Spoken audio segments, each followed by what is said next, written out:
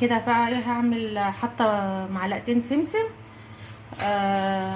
هنعملها زي الطشه كده.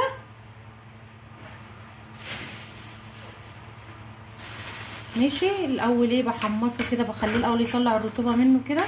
ده لو سمسم ابيض، انما ده ايه اللي هو الاحمر. ماشي. المتحمص هو مش متحمص، هو كده فيه اصل السمسم نوع ابيض ونوع احمر. هو ده ايه، احنا كمان زارعينه يعني. فخلاص كده ايه، الرطوبه طلعت منه لان كان عندي في التلاجة. ماشي. هحط ايه بقى، زبده عليها.